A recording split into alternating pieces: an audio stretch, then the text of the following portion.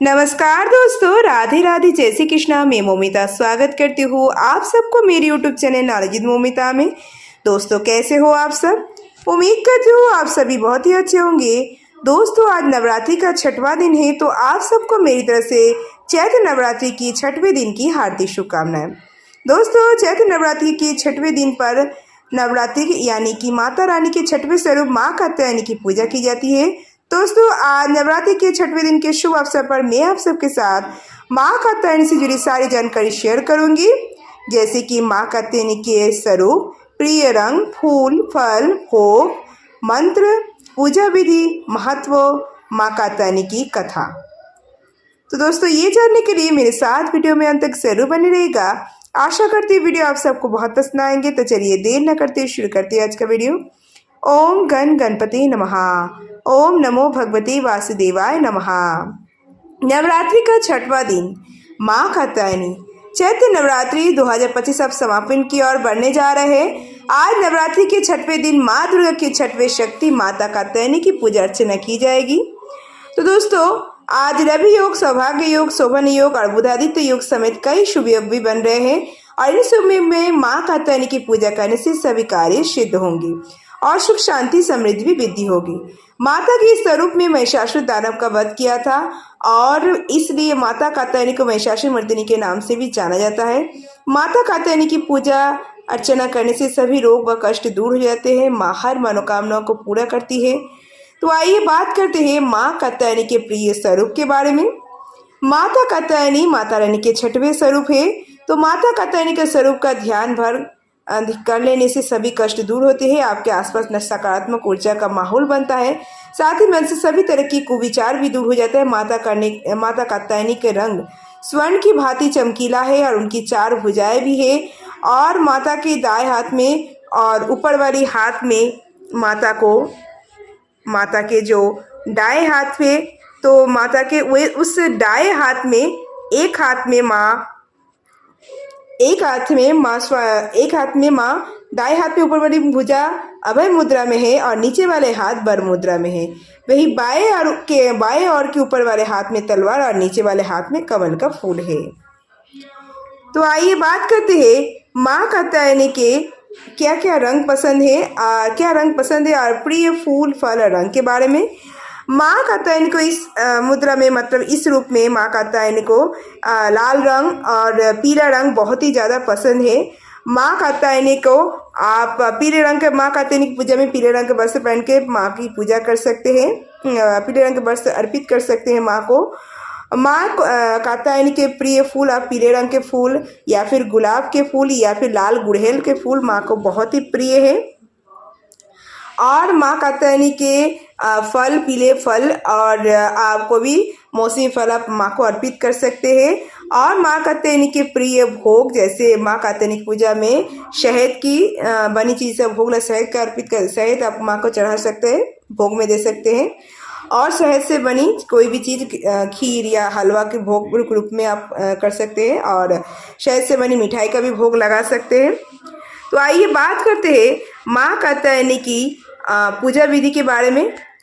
माँ कात्यायनी आज नवरात्रि के छठवें दिन माँ दुर्गा के छठवें स्वरूप माँ कात्यायनी की पूजा अर्चना की जाएगी। आज के दिन की पूजा भी अन्य दिनों की तरह ही षोडशोपचार पूजन विधि से की जाएगी। सुबह स्नान दान करने के बाद माता की चौकी के पास जाए, माता से प्रार्थना करें। इसके बाद गंगा जल से चौकी की चारों तरफ छिड़काव करें। पूरे परिवार के साथ माता के जयकारा लगाए। माँ को कुमकुम, रोली, अक्षत, चंदन, पान, सुपारी, पूजा संबंधित चीजें अर्पित करें। साथ ही माता को 3 हल्दी की गांठें, पीले फूल अर्पित करें। शहद का भोग लगाए। इसके बाद कलश, देवता, नवग्रहों की पूजा भी करें। माता की आरती के लिए कपूर और घी की दीपक जलाएं और परिवार समेत माँ की आरती उतारे। फिर दुर्गा चालीसा या दुर्गा सप्तशती का पाठ करें और साथ ही माँ कात्यायनी की कथा अवश्य पढ़े और अंत में पूजा में हुई भूल चूक के लिए माँ से क्षमा याचना मांगे। तो पहले ही बता चुके, माँ को आप भोग में शहद अर्पित कर सकते हैं, शहद चढ़ा सकते हैं, शहद के बनी मिठाई का भी भोग लगा सकते हैं। तो दोस्तों और माता का ऐसे बात है, कहा जाता है कि पौराणिक कथा के अनुसार जब महिषासुर से युद्ध में देवतागण हार गए थे, फिर सभी देवताओं ने माता से कष्ट को दूर करने के लिए प्रार्थना की। तो माँ ने महिषासुर से भीषण युद्ध किया था और इस युद्ध के दौरान थकावट मिटाने के लिए माँ ने शहद युक्त पान का सेवन किया था और इसलिए माता कात्यायनी के पूजन में शाहीयुक्त पान का भोग अवश्य लगाएं। तो आइए बात करते हैं माँ कात्यायनी की पूजा के महत्व के बारे में। देवी कात्यायनी को ब्रजभूमि की आराध्य देवी माना जाता है और श्री कृष्ण को पति रूप में पाने के लिए गोपियों ने इनकी पूजा की थी। और धार्मिक ग्रंथों के अनुसार महर्षि कात्यायन ने कठोर तपस्या कर देवी को पुत्र रूप में प्राप्त किया और इसलिए इन्हें पुत्री के रूप में प्राप्त किया, इसलिए इन्हें कात्यायनी कहा जाता है। इनकी पूजा करने से मनोवांछित फल की प्राप्ति होती है। विशेष रूप से विवाह संबंध बाधाओं को निवारण होता है और देवी भक्तों के शत्रु भय से मुक्त कर पराक्रम और आत्मबल प्रदान करती है। आइए बात करते हैं माँ कात्यायनी की पौराणिक कथा के बारे में।